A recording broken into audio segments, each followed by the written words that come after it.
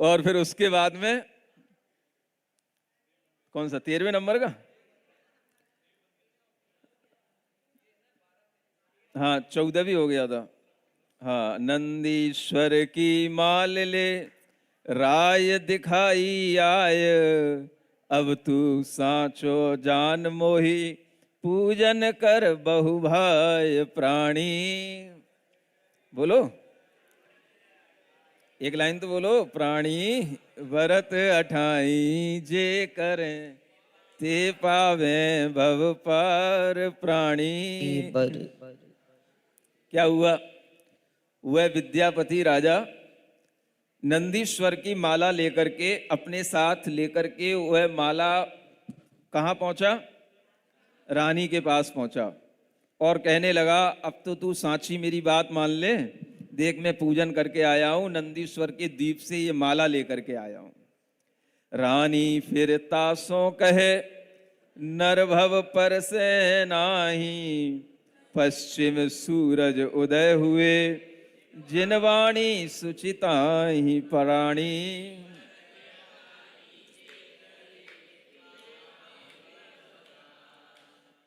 दोनों ही जिद्दी हैं ऐसा लग रहा है ना? कितनी अच्छी जिद है। वो राजा भी जिद में निकल गया और रानी भी जिद में है। और देखो कितनी विपरीत विचारों की जिद है। वो कहती है कि तुम नंदीश्वर तक नहीं जा सकते, और वो कहता है कि मैं नंदीश्वर से माला लेकर के आ गया। समझ में आ रहा है? आप देखो तो रानी फिर कहती है कि ये तो इस भव में, यानी मनुष्य भव में तो संभव नहीं हो सकता। सूरज पश्चिम से उदय हो जाए ये मान लूंगी, लेकिन जिनवाणी में लिखा है कि कोई मनुष्य मानसोत्तर पर्वत के आगे नहीं जा सकता, तो नहीं जा सकता, ये मेरा विश्वास है। इसलिए तुम नंदीश्वर से माला लेकर के आए हो, ये नहीं मान सकती मैं। समझ में आ रहा है? अब देखो कैसा विरोधाभास खड़ा है, और कितना अच्छा ये कथानक है। आखिर इसका कुछ ना कुछ तो हल समझ में आएगा ही ना। रानी सोनरप फिर कहो 52 भवन जिनाल, 13 13 में बंदे पूजन करी तत्काल प्राणी।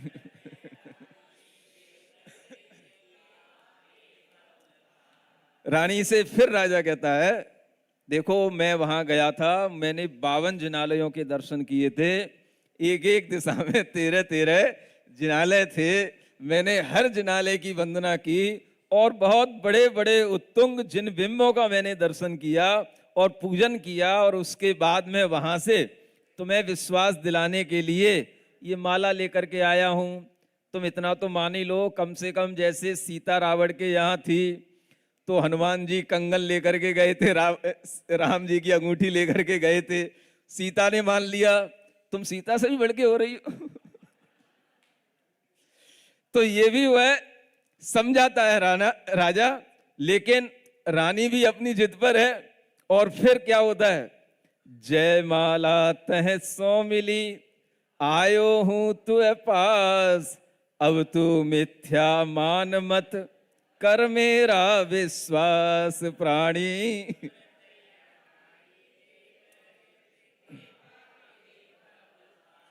राजा फिर कहता है, देख ये जयमाला वहीं से लाया हूं। इसको क्या बोलते हैं? जयमाला, है ना? जो माला बड़े बड़े अनुष्ठानों से प्राप्त की जाती है, वह विजय प्राप्त कराने की सूचक होती है, इसलिए उसको क्या बोलते हैं? जयमाला, है ना? आप लोग भी लेकर के जाना यहां से कुछ। अब तू इस बात को मिथ्या मत मान, और मैंने जो कहा है उसका विश्वास कर, ऐसा राजा बार बार रानी से कह रहा है। लेकिन रानी भी उतनी पक्की है जितना पूर्व दक्षिण में बंदे पश्चिम उत्तर जान, मैं मिथ्या नहीं भास हूं श्री जिनवर की आन प्राणी।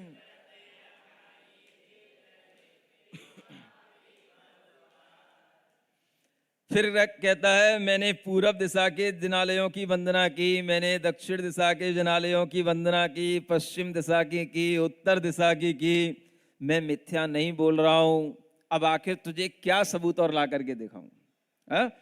या तो अब यही हो सकता है कि तू भी मेरे साथ चल, और तू साथ चलने को तैयार नहीं है क्योंकि तुझे विश्वास है कि वहां जाया नहीं जा सकता। तो अब कैसे दिखाएं तेरे को, भगवान तो यहाँ ला नहीं सकते हैं। दो ही काम हो सकते हैं ना, या तो भगवान तेरे पास में लेकर के आए, या तू ही परमेश्वरी तू ही वहां चल फिर। अब तो यही दो तरीके हैं, लेकिन दोनों तरीके संभव नहीं हो रहे हैं। रानी भी अपनी जिद पर उड़ी हुई है। हे रानी ते सच कही, जिनवाणी सुसार, डाई द्वीप न लंगई, मानुष भव विस्तार प्राणी।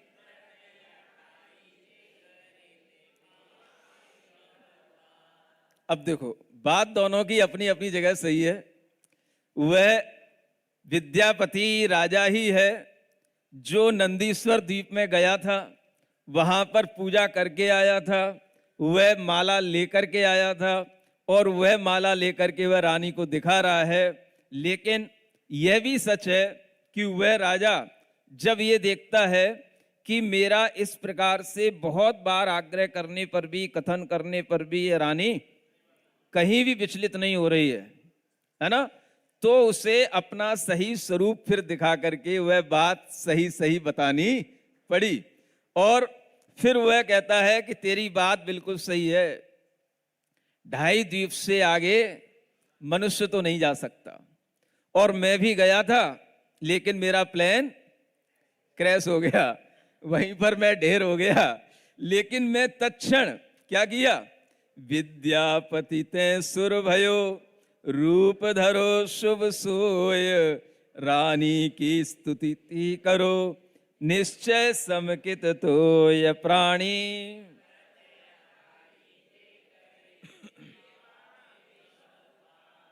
मैं विद्यापति था, लेकिन अब मैं क्या हो गया, देव हो गया, और देव होकर के ही मैं वहां पहुंच पाया। देव होकर के ही मैंने वहां की पूजन की और वहां की ये माला लेकर के आया।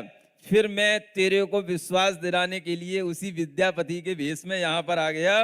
अब मैं मान गया कि तेरा अंदर जो सम्यक दर्शन का भाव है, तेरे अंदर जो दृढ़ श्रद्धान है, वो पक्का है। लेकिन इसका मतलब ये नहीं है कि मुझे कोई उससे हानि हो गई या मेरा श्रद्धान पक्का नहीं है।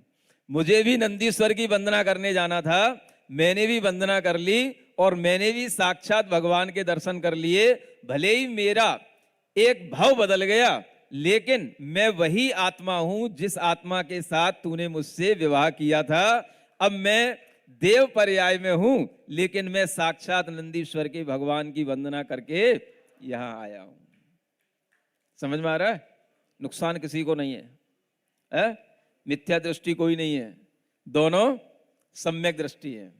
एक ने किसी भी तरह से मुनि महाराज की बात मान करके जिद करके वो गया, आखिर उसने भी तो यही जिद करी ना कि मुझे नंदीश्वर की वंदना करने जाना है। उसने अपनी जिद से नंदीश्वर की वंदना पूरी कर ली, तो वो भी सम्यक दृष्टि ही है जिसके अंदर मुनि महाराज की बात का विश्वास है। भाई, अपनी पत्नी की बात का विश्वास से ज्यादा तो मुनि महाराज की बात का विश्वास होना चाहिए ना। अब भले ही पत्नी कितनी धर्मात्मा हो, नहीं समझ में आ रहा, बोलो तो, मेरी बात भी तो हाँ में हाँ बोला करो थोड़ा बहुत।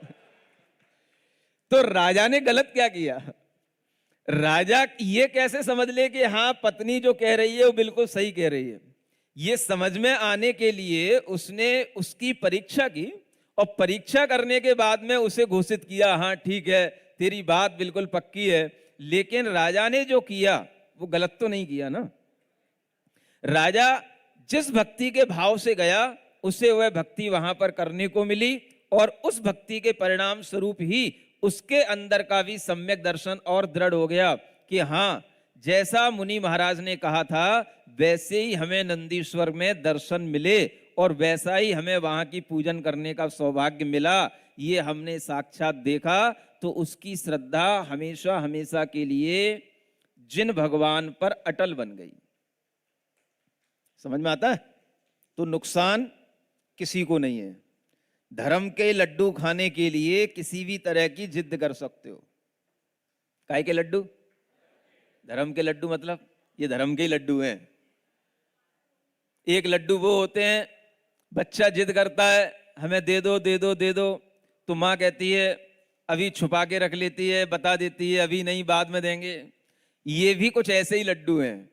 जो आपको अभी दिखाई नहीं दे रहे हैं। माँ कहती है बेटा अभी तू थोड़ा सा बड़ा हो जा, थोड़ा सा और थोड़ी सी पूजन भक्ति कर ले, थोड़ा सा कुछ और इस तरह का धर्म ध्यान कर ले, तुझे ये लड्डू जरूर उपलब्ध होंगे। इसको बोलते हैं धर्म के लड्डू। किसके? ये खाने का मन होता है कि नहीं होता?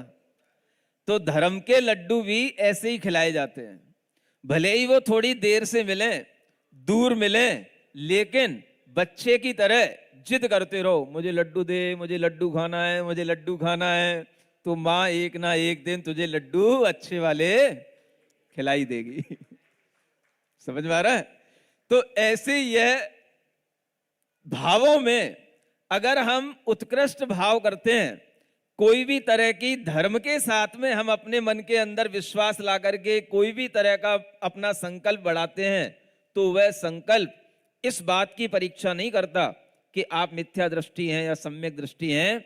सम्यक दृष्टि बना भी जाता है, सम्यक दृष्टि इसी तरह के संकल्पों से हुआ भी जाता है, और इस तरह के सम्यक दृष्टि जीव ही निकट भविष्य में मोक्ष की प्राप्ति कर लेते हैं।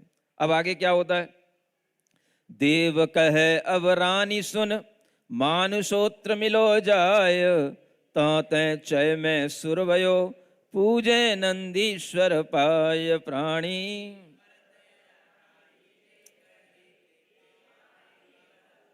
अब वह देव कहता है अब सुन, जो बात सही है वो मैं तुझे बताता हूं कि मैं मानसोत्तर पर्वत पर अवश्य गया, मेरा वहां पर सिर टकराया, मैं मर करके देव बना, और देव पर्याय में तत्काल पहुंच करके मैं नंदीश्वर द्वीप में गया। एक भवांतर मोरयो जिन शासन परमान, मिथ्या तो माने नहीं श्रावक निश्चयान प्राणी।